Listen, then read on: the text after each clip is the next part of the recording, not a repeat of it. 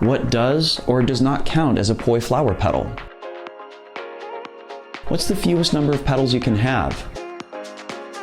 Is a cat eye a flower? These are all actually deceptively difficult questions to answer and cause a lot of debate amongst poi spinners even to this day. But why the controversy, and is there any way to resolve it? Drex here from Drex Factor Poi, sharing with you the love of poi spinning and flow arts to benefit your body and brain.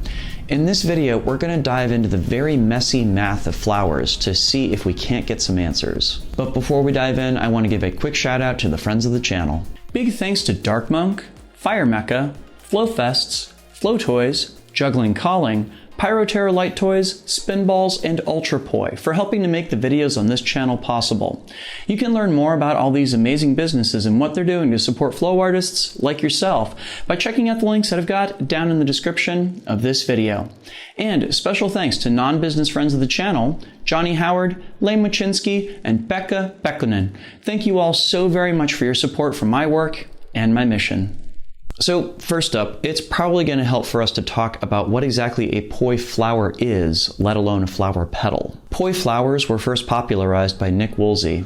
His video, Dervishly Yours, introduced the flow arts world to his approach to this concept, and it became an overnight sensation. Nick himself saw the concept as being an extension of what we do when we play around with a toy called a spirograph, drawing complex patterns over time that would overlap in a series of round figures with different numbers of loops. In mathematics, these types of curves are known as roulettes, with two individual subcategories that should be very familiar to anyone who has ever played with poi flowers. The first of these categories are epitrochoids, and they correspond roughly to the poi flowers that we refer to as in-spin. That is, poi flowers in which the poi and hand spin in the same direction in the same plane. The second category are hypotrochoids, and they correspond roughly to anti-spin poi flowers. These are flowers in which the poi and the hand spin in opposite directions in the same plane. Now, please note, epitrochoids and hypotrochoids are specific terms for types of curves that have unique mathematical identities. They resemble in-spin and anti-spin flowers closely enough that we can use them to model the behavior of poi flowers, but aren't bound by the same real-world constraints that poi are. So, while useful, they are not quite the same thing. I'll confess that I don't actually know who it was that first referred to these poi patterns as flowers. They certainly have plenty of antecedents in traditional Maori poi spinning as well as club swinging, but I can't find any reference in literature about either art to a trick or move referred to as a flower. But flowers they became, and with them the nomenclature of referring to the loops those shapes produce as petals, and a whole lot of epistemological grief in the process, too. For many of the early flowers, it was simple and kind of obvious to refer to the closed loops produced by these patterns as being petals, where in-spin flowers would be characterized by broad, round petals that pointed inward towards the center of the performer, and anti-spin flowers by narrow, sharper petals that pointed outward away from the center of the performer. Early on, four-petal flowers of both in-spin and anti-spin varieties were quite popular, and eventually three-petal anti-spin flowers, or triquetras, gained favor as well. At one point, Nick Woolsey himself referred to triquetras as being the anti-spin flowers with the fewest number of petals. And he would know, right? Right? Well, I remember thinking when Nick Woolsey's video on triquetras came out that there was something weird about this, but I couldn't quite put my finger on what. And then a couple years later, a couple friends uploaded videos of themselves performing some tricks, and among them were some cat eyes. They referred to their cat eyes as being one-petal anti-spin flowers, and goodness, the comments section went wild. Why the controversy? Let's take a look at several flowers to get a rough idea. Here are a four-petal in-spin flower and a four-petal anti-spin flower. Visually, they definitely function as mirror images of each other. If we were to work our way down to three-petal in-spin flowers and three-petal anti-spin flowers, there's likewise a good match here in terms of their appearance.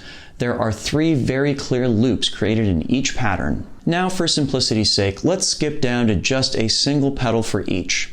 That's not hard to imagine for an in-spin flower, given the petals kind of nest inside of a larger circle. But how exactly do we get the feel of an anti-spin flower with only a single petal? Looking at a cat eye, it's not hard to make that leap. And just to offer up a point of clarity, because I know someone is going to make a thing about it in the comments, normally when we perform poi flowers, we're doing so with the hand moving around a circle that is 2 poi lengths in diameter, whereas with cat eyes, the hand is moving around a circle that is only 1 poi length in diameter. Why the change? When we try to perform cat eyes with a hand path that is 2 poi lengths in diameter, we basically just wind up with a straight line, or linear isolation. This doesn't look particularly interesting and is incredibly difficult to perform, so we usually shrink down the hand path both to create a pattern that has a more recognizable appearance and is significantly easier to perform. So all that said, we get that long narrow loop we're used to seeing from anti-spin flowers, and the poi and hand are definitely spinning in opposite directions. Seems like it would make sense, right? Well, hang on a sec. What about those 2-petal flowers that we skipped? A 2-petal in-spin flower isn't really that hard to conceptualize. Again, the petals are nested within a larger shape, so we can simply put 2 petals across from each other and we get there pretty easily. But how do we get 2 anti-spin petals? How do we get those 2 narrow loops that we're used to seeing? Something like this figure 8 looks like it could be a good fit, but there's a problem. It's actually impossible to do this with poi because there are segments of it in which we'd have to be pushing the poi head to the side when it was swinging upward, and gravity makes that impossible.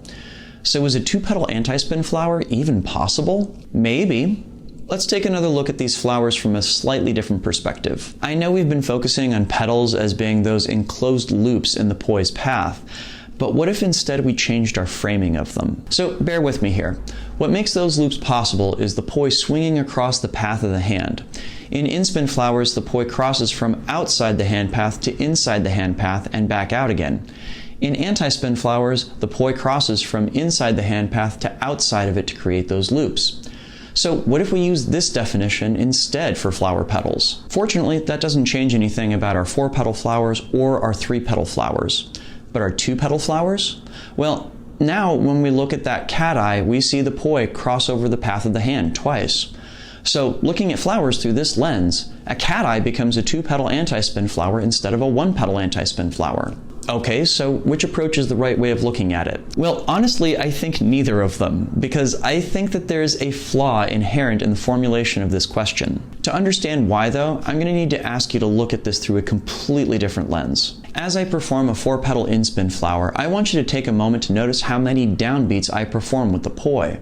That is, how many times the poi head passes directly underneath my hand. I count 1, 2, 3, 4, 5 downbeats as I go around. 1 at each side and 2 at the bottom. Wait a sec. 2 at the bottom? Why is that? In simplest terms, in-spin flowers nest small circles inside of a larger circle. So the total number of downbeats is equal to the number of beats in each individual circle. 1 for each of the smaller circles plus 1 for the big one that they're nested inside of. Now how about for the 4-petal anti-spin flower? This time I count 1, 2, 3 beats all told. 1 left, 1 bottom, and 1 right. There is no downbeat under that top petal. What's up with that? So this is definitely going to be a bit of an oversimplification, but for our purposes it'll work. When we're creating anti-spin flowers, we're kind of cutting up bigger circles into smaller pieces that we then glue back together at the tip of every flower petal. So if you imagine for a moment that we spin the poi 3/4 of a circle between the tip of each flower petal, that means we're adding up 4 different segments that are 3/4 of a circle long. 3 times 4 is 12, and 12 divided by 4, that gets us to a total of 3 circles. Weird, right? And speaking of, if we zoom back out for a second and compare the in-spin flower to the anti-spin flower, things get even weirder. Why is it for in-spin and anti-spin flowers with the same number of petals, the in-spin flower has 1 more downbeat than the total number of petals, and the anti-spin flower has 1 fewer downbeat? What's going on here? The key to this mismatch is recognizing that we are trying to describe 2 very different approaches to graphing these shapes. When we count petals, what we're doing is keeping track of an object as it moves inward and then back out away from a center point. This type of graph uses what are known as polar coordinates. When we count downbeats, on the other hand, we're keeping track of an object as it oscillates along vertical and horizontal axes.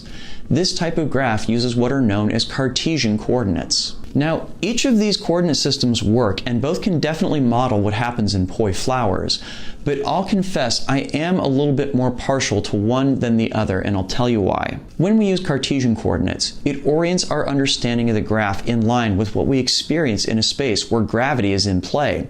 Going up and down a y-axis corresponds to going up and down in real space, too. And it helps explain something pretty important about how we create hybrids. If you've ever tried to perform a 4-petal in-spin flower with one hand and a 4-petal anti-spin flower with the other, you know that this has to be a polyrhythm hybrid. There's a difference of 2 beats between the 2 patterns, and thus you cycle through different timing and direction modes continuously. If, on the other hand, you perform a 2-petal in-spin flower with a 4-petal anti-spin flower, you're now performing 2 flower patterns that each have 3 downbeats, and the timing and direction remains consistent. This is way easier and more intuitive than the other option. So counting flower petals is inherently tricky, both because we don't have a clear definition for what a petal is, nor are we describing a phenomenon that lines up terribly well with what our experience is in spinning the poi. And there have been a couple attempts to try and make all of these pieces make sense. One of the first that I encountered was actually a system that Alien John invented that shifts focus once again to something that I'd never even thought to examine in this system. We spend so much time looking at these poi tricks in terms of the patterns and paths that they create that we frequently forget that those patterns exist mostly in our own heads. But what doesn't is the relationship between the hand and the poi. Let me show you something really interesting that happens if we look at individual moments in a 4-petal in-spin flower rather than trying to see the overall pattern. If I pause the movement of the hand and poi at the tip of a flower petal, notice how the trails they leave behind point in opposite directions? If, on the other hand, I pause the movement of the 2 in between 2 petals, the trails they leave behind point in the same direction. All right, so this one might take a little bit of work to wrap your head around, but think of it this way. Even though the poi and the hand are moving in the same direction in a global frame of reference, because one is orbiting the other, we can narrow our scope down to find moments where, relative to each other, they're moving in parallel, and moments when they're moving in opposite directions. This same property exists in anti-spin flowers too. Again, if I pause the movement of the poi and the hand at the tip of a flower petal, the trails they leave behind reveal that they are spinning in opposite directions in this moment. And if I pause the movement of the poi and the hand in between 2 petals, the trails reveal them moving in the same direction. What we're doing here is playing around with what are called vectors in mathematics and physics, and more specifically, movement vectors. John labeled the movements when the poi and hand have opposite vectors as loops, and moments when the poi and hand have parallel vectors as arcs. Now what'll really noodle your noggin is that we can get shapes wherein the poi is permanently locked into a loop, and shapes when the poi is permanently locked into an arc as well. These are isolations and extensions respectively, and that is a story for another time. But before your brain is fully cooked, I do want to explore just one last attempt to model flowers, because I think ultimately it offers up the most comprehensive answer for what all the flowers wind up looking like. This is a method devised by Charlie Cushing of 9-square theory fame when he noticed something kind of interesting about the relationship between petals and downbeats. So the first thing to understand about this is that we're going to use a math equation to produce our flower patterns using Cartesian coordinates. I know that this looks like gibberish if you haven't brushed up on your trigonometry lately, so I'll give you the Cliff's Notes. This set of terms right here governs the movement of the hand, while this set governs the movement of the poi. This variable b controls the number of beats our poi are producing for every beat that the hand completes, and if I make b a negative number, the resulting pattern will be an anti-spin. If you'd like a more thorough explanation as to how this math and this equation works, leave me a comment and I'll produce a video just on that topic alone. Now let's start off by revisiting our old friend, the 4-petal in-spin flower. We already know that it has a total of 5 downbeats, so b here is equal to 5. I'm going to go ahead and create a new graph and track the relationship between downbeats and petals. I'm going to say that my x-axis is the number of downbeats and my y-axis is the number of flower petals, and mark down my first point at 5, 4. I'm going to make b equal to 4 now, and that's going to result in a 3-petal in-spin flower. So I'll mark down my next point at 4, 3. Now I'll make b equal to 3, and the result will be a 2-petal in-spin flower. mark down the next point at 3, 2, and we're ready for our next entry. Here, I'll make B equal to 2, and we wind up with a 1-petal in-spin flower. As I mark down 2, 1 on the graph, do you notice how a pattern or slope is emerging here? I'll go ahead and set B equal to 1, and now what comes out is simply an extension, and this makes sense. The slope we were seeing emerging would suggest that we would wind up with a pattern with 0 petals, and an extension surely does not have any petals to it. Now, just for grins, let's say we came in from the opposite side to see where the two ends meet. I'll go ahead and start by setting B equal to -5, so 5 downbeats, but the poi is spinning the opposite direction as the hand in a global frame of reference. This results in a 6-petal anti-spin flower. Pretty cool. Let's mark down -5, -6. We set B equal to -4 and we get a 5-petal anti-spin. At -3 we have 4 petals. -2 we have 3 petals, and sure enough, that cat-eye or linear isolation emerges at -1 as having 2 petals. But is there a 1-petal anti-spin that emerges from this picture? Well, sort of. It sure looks like we just need to make B equal to 0, and that should give us a 1-petal anti-spin flower, right? Well, here's what happens when I do that. At first glance, this may look like a pendulum, but a pendulum will swing to either side as it goes around. This pattern would only be possible with a rigid prop like a club. You'll also notice there are no moments when the movement vector of the poi and the hand are opposite each other. So there are no loops to this pattern. So can we really call this a 1-petal anti-spin flower? It's probably stretching things a bit, but at the very least, it's completely consistent with one approach to breaking down this problem. If you don't think that this is a particularly satisfying answer, though, I don't blame you. It's also worth noting here that Charlie has a completely different way of framing the idea of petals.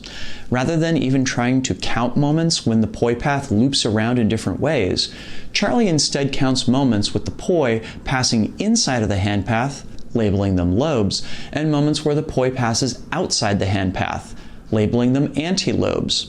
So in-spin petals are lobes, whereas anti-spin petals are antilobes. You do wind up with equivalent numbers of petals for anything that we can all agree is a flower. But the kicker? That 1-petal anti-spin that we can't really do with the poi?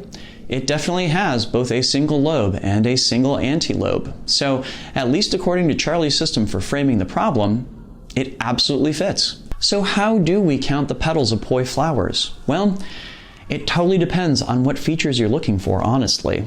Near as I can tell, no one has ever offered up a single falsifiable definition for a flower petal. So, in the meantime, we can argue the merits of all these different approaches or just content ourselves with loops, arcs, lobes, and antilobes.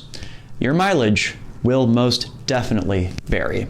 Want more videos like this one where I go super deep into poi theory, math, or frameworks? Make sure to like, comment, share, and subscribe to make sure more people watch this video, and send me requests for other things that you'd like to learn about.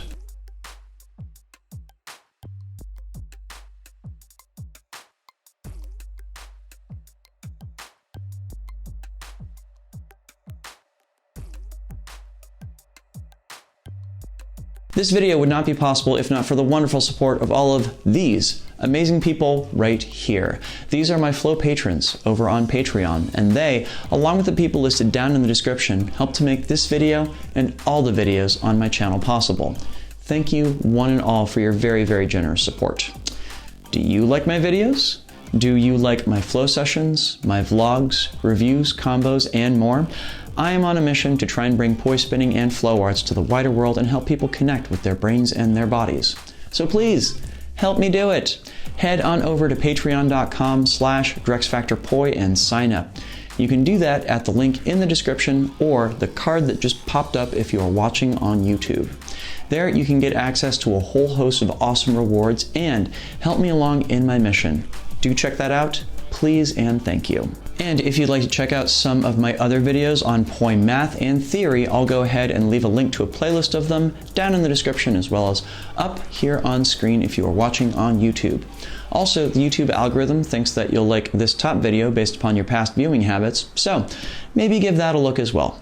Thank you so much for watching. Make sure to get out and flow today, and I'll see you with a new video on Monday. Peace.